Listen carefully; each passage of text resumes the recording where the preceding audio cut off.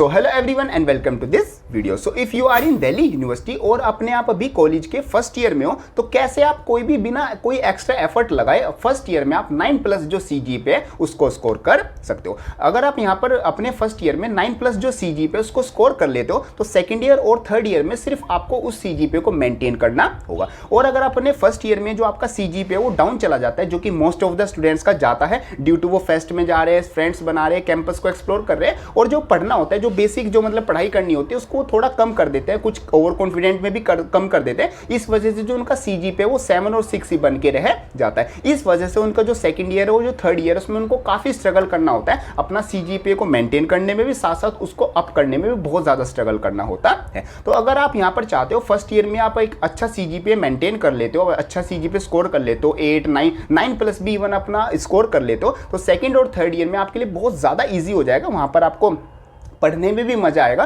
और बहुत ज़्यादा इजी हो जाएगा। जो पूरी डिग्री है वो 9+ सीजीपीए आप बिल्कुल इजीली क्या कर लोगे, स्कोर कर लोगे। मैं इस वीडियो में बेसिकली अपना एक्सपीरियंस शेयर करने वाला हूँ, साथ साथ जो मेरे क्लासमेट्स हैं जिनका 9+ सीजीपीए उन्होंने तीनों जो आपके ईयर्स हैं, जो आपके टोटल 6 सेमेस्टर्स है वहाँ पर उनको 9+ सीजीपीए उन्होंने मेंटेन किया है। उनकी जो बेसिकली स्ट्रैटेजी है और उनका जो बेसिकली उनका एक्सपीरियंस है वो आपको मैं यहाँ पर बताने वाला हूँ। बेसिकली यहाँ पर कोई मैं आपको ऐसे ट्रिक्स या फिर कोई ऐसे टिप्स नहीं बताने वाला हूँ, जो हमारा एक्सपीरियंस है वो आपसे शेयर करूँगा। बस मैंने इस एक्सपीरियंस को क्या है कुछ पॉइंट्स में डिवाइड कर दिया ताकि आप इसको अपनी लाइफ में, अपनी कॉलेज लाइफ में अच्छे से यूटिलाइज कर पाओ। इन चीजों के बारे में मतलब इसको आप अपने कॉलेज लाइफ में कैसे एक अच्छा सीजीपीए मेंटेन कर सकते हो, इस वीडियो में हम उसकी बात करने वाले हैं। So hello everyone, my name is Gaurav, I hope you all are doing well. देखो सबसे पहले तो हम जो दिल्ली यूनिवर्सिटी का जो बेसिकली पैटर्न है, जो एग्जाम पैटर्न है उसको मैं आपको समझा देता हूँ। यहाँ पर आपका जो टोटल एग्जामिनेशन होता है वो आपका मतलब कुछ मार्क्स का डिफरेंट आपके मार्क्स होते हैं। तो 150 मार्क्स का एग्जाम होता है, उसमें से जो 75 आपके मार्क्स होते हैं वो तो बेसिकली आपके थ्योरी के मार्क्स होते हैं और जो ये बाकी के 75 मार्क्स होते हैं ये बेसिकली टीचर के हाथ में होते हैं, डायरेक्टली और इनडायरेक्टली। आप इस चीज को जितना जल्दी समझ लोगे उतना आपके लिए बेटर रहेगा। जो 75 मार्क्स है इसमें से जो 25 मार्क्स है ये तो आपके हो गए इंटरनल जो असाइनमेंट, बेसिकली आपके जो इंटरनल्स होते हैं वो आपकी जो असाइनमेंट हो गई, आपकी जो अटेंडेंस हो गई और जो क्लास टेस्ट हो गई, जो बेसिकली जो आपका क्लास बिहेवियर हो गया 25 मार्क्स के तो आपके यहाँ पर ही हो गए। और जो 50 मार्क्स है ये आपके प्रैक्टिकल मार्क्स आपके हो गए। इन 75 मार्क्स को भी साइड में रखते हैं। ये जो बाकी के 75 मार्क्स है जो कि डायरेक्टली और इनडायरेक्टली थोड़ा सा टीचर के हाथ में होते हैं। वैसे यहाँ पर टीचर ये नहीं कि मतलब टीचर के हाथ में तो बिल्कुल ही वो अपनी मर्जी से मार्क्स देगा, यहाँ पर भी आप जैसा चाहोगे ऐसा स्कोर कर पाओगे, बट थोड़ा सा यहाँ पर टीचर का भी जो है वो थोड़ा हैंड मतलब रहता है। अब यहाँ पर जो 25 मार्क्स हैं आपके इंटरनल्स आपके मिड सेम एग्जाम्स होंगे, वहां पर आप जितना अच्छा स्कोर करते हो अपने 25 मार्क्स में से उतना अच्छा आप क्या कर पाओगे, स्कोर कर पाओगे। साथ साथ जो आपकी असाइनमेंट है वो आपको टाइम से यहाँ पर सबमिट करनी है। आपके जो क्लास टेस्ट है उसमें आपको सबसे ज्यादा मतलब कि अटेंडेंस रखनी है और साथ साथ जितने भी क्लास टेस्ट है उनको सबको आपको देना है। साथ साथ यहाँ पर आपका जो भी आपकी जो अटेंडेंस है, आपको रेगुलर कॉलेज जाना है, ये सारी चीजें अगर आप मतलब अच्छे से मेंटेन कर ले तो आपका क्या होगा, असाइनमेंट आपने कर ली, साथ साथ क्लास टेस्ट आपने सारे कर लिए, अपनी जो प्रैक्टिकल फाइल्स है वो आपने टाइम टू टाइम अपनी सबमिट कर दी और अपने टीचर के सामने कोई ऐसी चीज नहीं की ताकि टीचर की नजरों में आप चढ़ो। बोल सकते हैं चढ़ना मतलब कि टीचर की नजरों में ऐसा कुछ हो जाए कि टीचर को लगे कि यार ये वाला बच्चा वैसा। तो अगर आप इस चीज को नॉर्मली रख लेते हो तो 25 में से आप काफी अच्छा यहाँ पर स्कोर कर लोगे। फिर ये 50 मार्क्स आपके प्रैक्टिकल के आते हैं। 50 मार्क्स देखो मैं बता देता हूँ, ये फ्री के मार्क्स होते हैं। अगर आप रेगुलर प्रैक्टिकल जो है, प्रैक्टिकल्स की जो डे है उनको वहां पर अटेंडेंस आपकी फुल है। प्रैक्टिकल की अटेंडेंस बिल्कुल भी आपको नहीं छोड़नी है। आप एक बार को अपनी जो क्लासेस है उनको आप छोड़ सकते हो कुछ टाइम के लिए,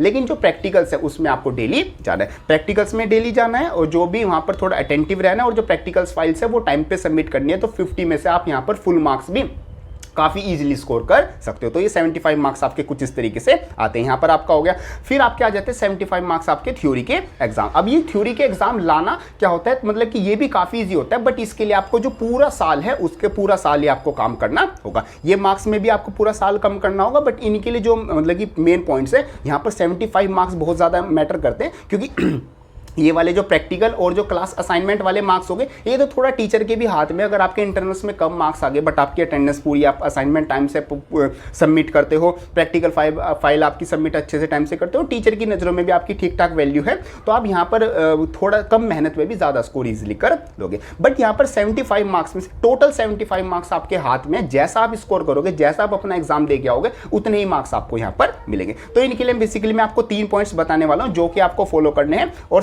75 में से आप बहुत अच्छा स्कोर कर लोगे और यहाँ के तो पॉइंट मैंने आपको बता ही दिया। चलो फर्स्ट पॉइंट की बात करते हैं। आप अपनी जो क्लासेस है उनको आपको रेगुलरली अटेंड करना है। थोड़ी बहुत आपकी छुट्टियां वो लग जाएंगी, उसमें कोई बात नहीं, इतनी तो सबकी लगती है, बट आपकी जो अटेंडेंस होनी चाहिए वो काफ़ी अच्छी होनी चाहिए। मतलब रेगुलरली आपको क्लास अटेंड करना है, not for the attendance, for the आपकी नोट्स। मीन्स जो क्लास में आपकी जो टीचर जो नोट्स बनवाता है ना, जो टीचर आपको क्वेश्चन बताता है कि ये वाला क्वेश्चन टीचर ने आज मतलब कि जैसे कॉलेज में आप कराता है कि ये वाला क्वेश्चन सोल्व कराया, या फिर कुछ क्वेश्चन स्टूडेंट्स पे भी दे देते हैं कि इनको सोल्व करो, आंसर जो है वो बताओ। तो वो जो क्वेश्चन है, वो जो नोट्स हैं, वो आपको बहुत अच्छे से नोट डाउन करने हैं, क्योंकि यहाँ पर जो 75 मार्क्स का आपका थ्योरी एग्जाम होगा, वहां पर आपको 90% जो क्वेश्चन और जो टॉपिक्स मिलेंगे वो वही टॉपिक मिलने वाले। बाकी अगर आप अपनी जो क्लासेस है उसको रेगुलरली अटेंड करोगे तो आपको ये भी पता रहेगा कि कौन सा टॉपिक है, कौन सा टॉपिक मेरे सिलेबस में और किस टॉपिक पर टीचर ने ज्यादा ध्यान देके पढ़ाई। क्योंकि टीचर ना देखो, यहाँ पर स्पेशली दिल्ली यूनिवर्सिटी का मेरे को एक्सपीरियंस है, तो बाकी अपने कॉलेज का भी आप बता सकते हो एक्सपीरियंस अपना कमेंट बॉक्स में लिखकर।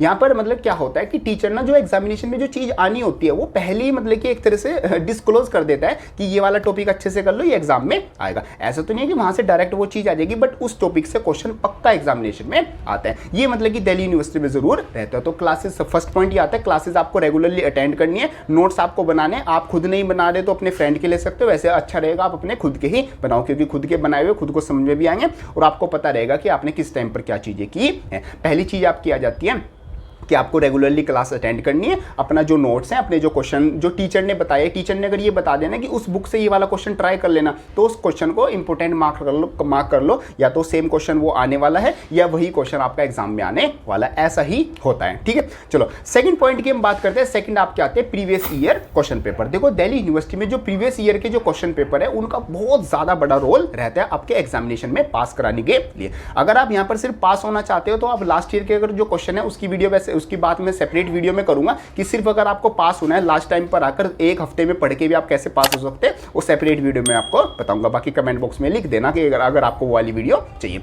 बाकी यहाँ पर हम 9 CGPA मतलब कि अच्छी CGPA की बात करने वाले। तो अगर आप यहाँ पर जो प्रीवियस ईयर के जो क्वेश्चन है आपको इजिली मिल जाएंगे, ऑनलाइन आपको मिल जाएंगे, या बुक्स भी आती हैं 10 ईयर्स की बुक्स आती है, 10 ईयर क्वेश्चन पेपर की, वो आप परचेज कर सकते हो, ऑनलाइन भी PDF आपको मिल जाएगी।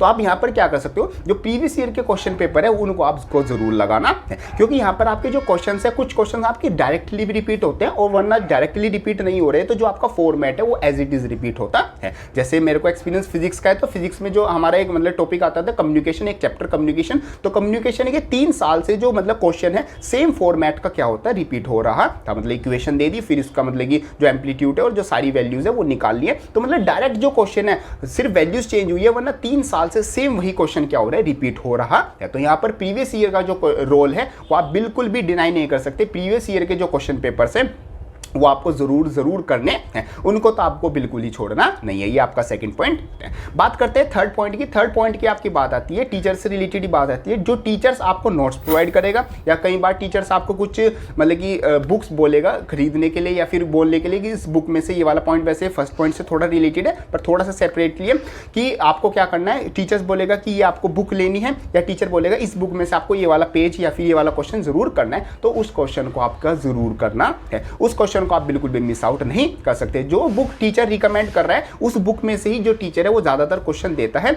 जो टीचर ने आपको बुक रिकमेंड की है कि ये बुक से पढ़ लेना ये वाला टॉपिक यहाँ से, तो वो बुक आपको बहुत अच्छे से पढ़नी है। वो बुक आपको ऑनलाइन PDF मिल जाएगी या फिर आप अपने लाइब्रेरी से ले सकते हो। ज़्यादातर बुक्स आपकी लाइब्रेरी में अवेलेबल होती है। तो थर्ड पॉइंट आपका ये रहेगा कि जो बुक टीचर रिकमेंड कर रहा है वो बुक में से जितने भी क्वेश्चन है वो आपको एक बार जरूर चेकआउट करने हैं। एक बार आप देख लेना, एक बार आप सोल्व कर लेना। जैसे आप एक बार सोल्व कर लोगे, एग्जामिनेशन में आपका जैसे क्वेश्चन आएगा तो आप उसको बिल्कुल ईजिली क्या कर पाओगे, सोल्व कर पाओगे। तो कुछ इस तरीके से मतलब एक बेसिकली मेरा एक्सपीरियंस और हमारा ये एक्सपीरियंस आता है कि अगर आप इन 3 पॉइंट्स को, अगर मैंने इनको मतलब कि पूरा एक्सपीरियंस को 3 पॉइंट्स में डिवाइड किया हुआ है, तो अगर आप इन 3 पॉइंट को फॉलो कर लेते हो तो 9+ CGPA बहुत ईजी हो जाता है आपका फर्स्ट ईयर में स्कोर करना। और एक बार आपका 9 CGPA आ गया तो टीचर की नज़र में आपकी एक वैल्यू भी अच्छी क्रिएट हो जाएगी। फिर सेकेंड ईयर और थर्ड ईयर में आपको जो ये 75 मार्क्स हैं, इनमें से आपको ऑटोमेटिकली ज़्यादा मार्क्स मिलेंगे। मतलब ये आप क्रोनोलॉजी को समझ लो, 75 मार्क्स में से अच्छे मार्क्स मिलेंगे। थ्योरी में आप पहली फर्स्ट ईयर में आपने पढ़ा था,